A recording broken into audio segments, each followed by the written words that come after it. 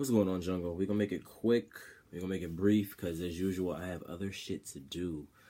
Um, I've been asked about this subject a minute now. Actually, for a long time since this show actually premiered.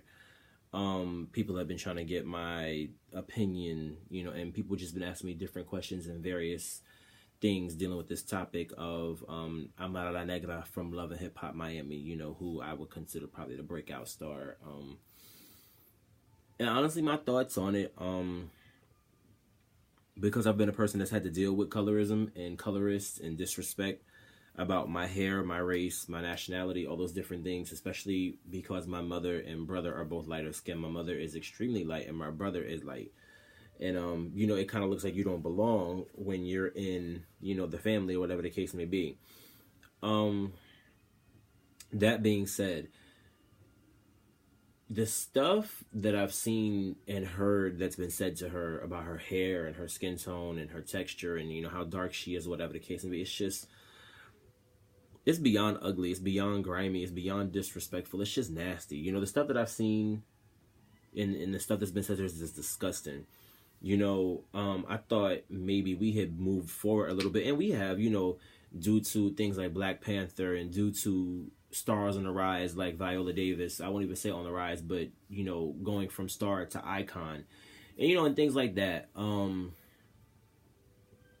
But to see the stuff that's been said to her or whatever, and on this platform like this, and she's a talented, beautiful woman. So to see the stuff that's been said, it's just been crazy. Like, I take it personally, and the reason I take it personal is because, like I said, it's happened to me before, and I go to a very, very, I don't want to say a dark place, but I go to a place of remembering what it's been like to have people say that I'm ugly, or to say that, I'm too dark to be my nationality, because, when I meet people, they're automatically, their first thing is like, oh, you must be Dominican.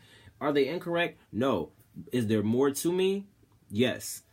And, when they see my mom, that's when the questions come in, and they see my brother, they see us all together, they see a family picture, they're like, oh, wait a minute, which one of these doesn't belong? And it's usually me. And I think that's the thing that bothers me the most about it, is that you cannot be dark and be mixed or be Hispanic and belong. You know what I mean? Everybody doesn't look like Rosalind Sanchez, Ricky Martin, Sofia Vergara, or Jennifer Lopez. Did I say her already? Enrique Iglesias.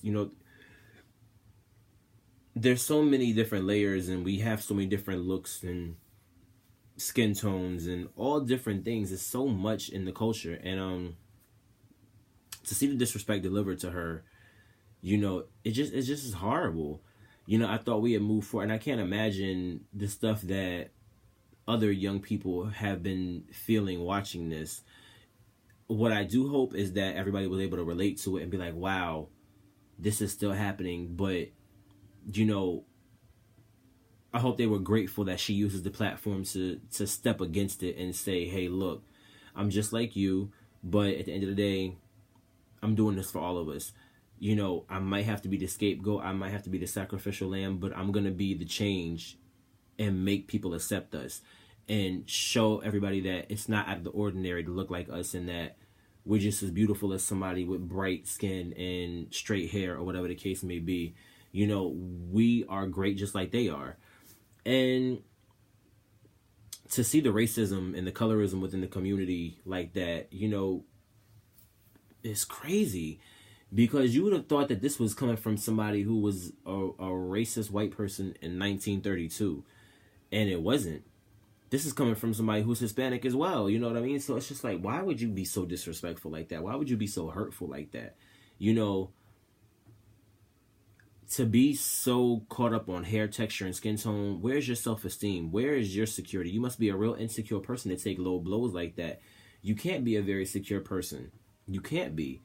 And like I said, my heart definitely goes out to Amara, because, we see this confident person on TV, but at the same time, I know I've seen her face, and when stuff like that is said, and like, I've been that person, and I still am that person at times. I can just imagine where her mind must go, like, sometimes, like, damn, I'm still going through this. I still have to suffer through this type of shit.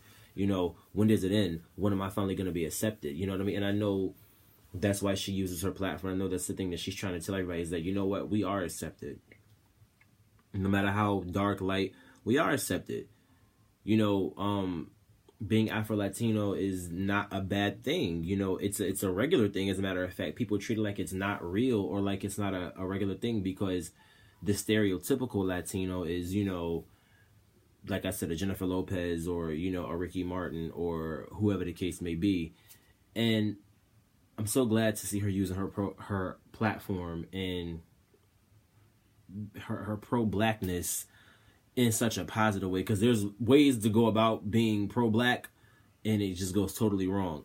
And she's educating. I'm so glad to see her educating and, you know, stepping up and using her platform and being, you know, so vocal about this subject, because like I said, to see the treatment, you know, on TV and, you know, from these people toward her, that's not cool. And I ain't gonna sit up here and say she's an angel and she's a saint, but at the same time, she's a person that's trying to rise and come up through adversity and through all those, you know, challenges.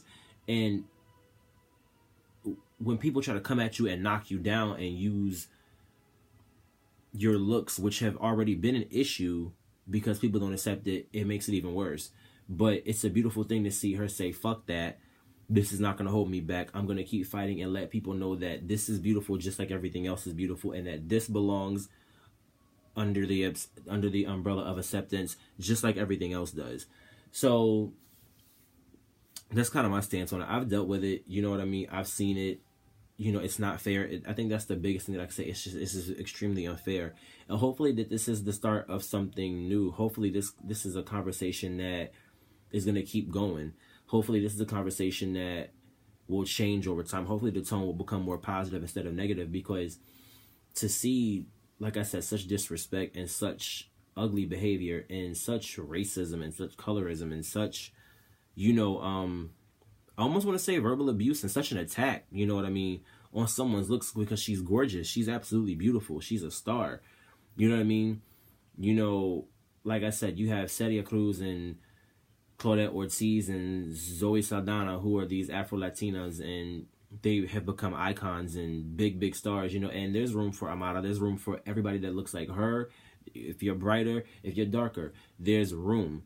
You know what I mean? And I think that's the beautiful thing to take away from it, is that at the end of the day, you can't stop her. You can't stop anybody who may look different, who's not cookie cutter. You know what I mean? And that's the beautiful thing, is that she doesn't look like everybody else. And there are plenty more that look just like her, that look like me. You know, everybody's not going to look the same. That's the beautiful thing about it. So at the end of the day, to try to make her looks or make her feel like her look is something that's not acceptable or that's not beautiful or that's not right, that's the fucked up part. That's the disrespectful part. And that shit has to stop. It has to stop somewhere. And it has to stop now. Hopefully we are getting to a point where it's not going to be accepted and where it's not going to be tolerated and where it is stopping, because her skin is beautiful. And everybody with a different shade of skin and your skin tone, dark, bright, no matter what, it's beautiful. It's not just one type of skin that should be accepted and tolerated and accepted as beautiful and marketable. She can be marketable too. It's about opening up this part and expanding this part, you know, and changing in here will change here. If you change your mindset in here, it's going to change what you see. If your mind is set one way, you're only going to see one thing. But, yeah, we're not going to keep it too long, but I just wanted to say my piece on that. And, you know, just disrespectful, just horrible, just wrong, rude, hurtful. And like I said, hopefully this is the start of something beautiful and brand new, because she's booming. She's getting a lot of different things done, you know, with her career. She's on a multi-million-dollar deal, and she got endorsements with CoverGirl and who else? Burlington, you know what I mean? So she's working out here, and I couldn't be more proud. I'm very happy. And it's great to see someone standing up and taking that platform, taking that stand again, because, you know, it's not a lot of people. You know what I mean? It's not. And it's great to see people like Laz Alonso speak out, and, you know, it's great to see her using her platform. And, you know, she reminds me so much of Celia Cruz anyway. She, you know, if they ever did a biopic, or, you know, hopefully they do like a photo shoot where she can pay homage, you know. We're getting off track, but, yeah, I don't agree with it at all. It's definitely fucked up, definitely disrespectful. And I hope that this is the start of a leaf possibly being turned, a new leaf being turned over, you know, as far as skin tone and skin color and colorism and acceptance and, you know, and racism within the community, because it's a very real thing, and it's a real thing that needs to be real dead. It needs to really fucking stop. So, you know, I think she's beautiful. I think she's talented. She's full of personality. I can't wait to see what's next from her. And I can't wait to see Afro-Latino culture go further and become bigger and have the conversation grow and become more positive. All right, Jungle. That's it. Leave your comments, questions, anything. Everything is Eric Unedited or Eric-Unedited for Snapchat and Tumblr. Share, subscribe, like, comment. It's all totally free. And I will see you next time with another video. Love y'all.